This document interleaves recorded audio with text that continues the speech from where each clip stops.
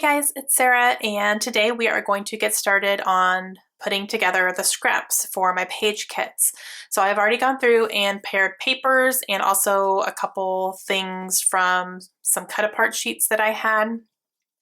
And now we're going to work on the scraps. So the way this is going to work is I'm going to pull a kit, one of the kits here. I'm going to do 5 in each video, so I'm going to do 5 today. And I'm just going to pull from my scraps bin, which I will show you here in a second, whichever colors are going in that page kit, and then I'm going to pull some accenting scrap papers that can work. So it's going to be papers, cardstock, cutouts, anything that's in my scrap bin basically.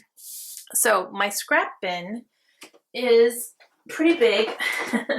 It is this file folder that is from, I believe, let's see, is this Creative Memories? I think so. Let me see. Yeah, Creative Memories. Woo.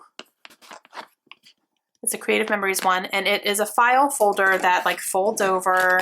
It has straps that you can, secure it shut, but this thing is huge because I have so much in here.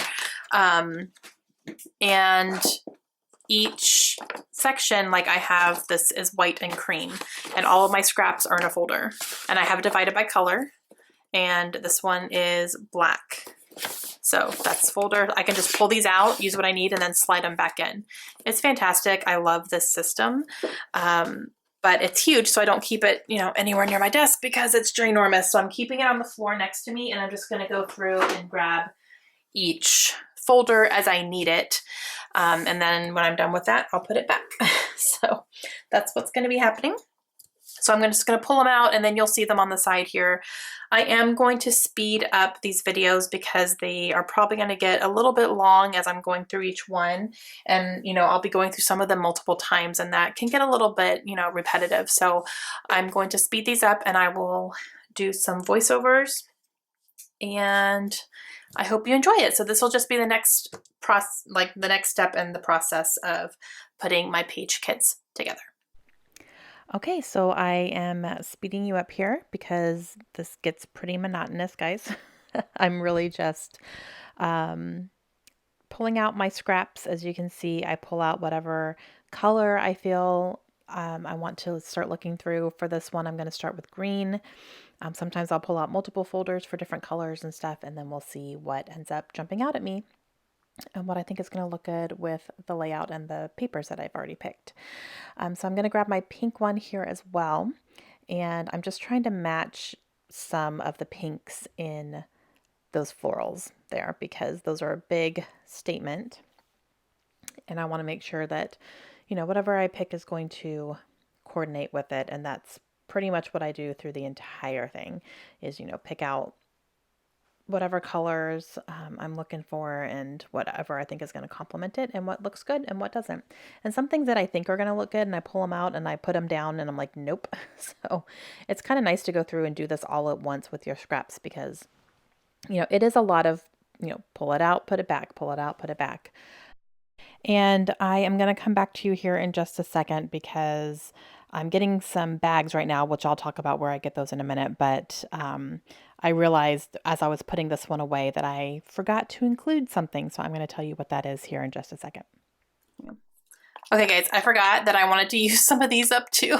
And so I'm going to keep this on my desk right here and go through these first. So anything that has whatever colors are represented in here for sure. I have some cards in here too, like some 4x4 cards. So I think I'll keep these out as well. I just forgot that I wanted to go through these too. So I will do that from here on out.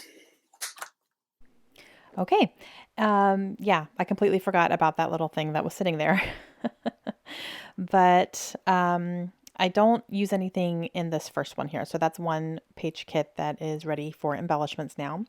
And I'm just pulling them as I have them on my desk. I'm just, pulling whatever. So for this one, I wanted to get some more distressed papers, especially black and white, because I have a black and white distressed border on my background paper there. So I wanted to definitely pull from that. So I had a couple of little pieces in there that were going to work nicely. The baggies that I use are large Ziploc bags. I keep mine from when I would subscribe to kits or if I get supplies in the mail and they come in a large bag, I keep all those because they're wonderful for this. If you don't have those, or if you never kept anything like that, or you don't subscribe to anything, I have heard that you can get oversized Ziploc bags. I think they're called jumbo, and they're really large. I've gotten them before. I've gotten them at Walmart. I got them to use while we were moving when I was prepping my supplies to move, and I would be able to put a lot of papers and supplies and everything in them. And they were wonderful, like great quality and all that. So a couple of options. So if you've ever kept these bags for whatever reason, they're great to use for this. Or if you have not kept anything or you don't have access to anything like that, I have gotten jumbo Ziploc bags at Walmart and they fit really nicely.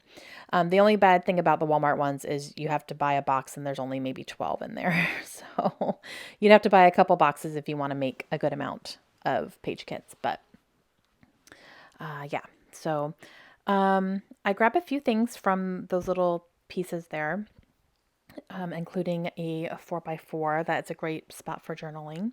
And so this one is grays and reds. So I'm going through this one. This one has like grays, golds, silvers, things like that in here. And I'm just pulling out whatever I think is going to be okay. And some of these I end up having like a good amount, and then some I just don't have quite so much. So I'm going to be a little bit more reliant on embellishments to fill out some of the spaces. But we'll see how it all goes when I get to that point. But I got my red out now and I'm looking around for some things and grab a few things. And I kind of just go until I feel like, okay, that's a good amount I can play with. And then I move on to the next one. I don't spend a ton of time on scraps, to be honest. Like I just kind of pull what looks good. If I need to add more later, I definitely can. It's not a big deal. And maybe by the time I get to some of these, I'll have more, scraps in those colors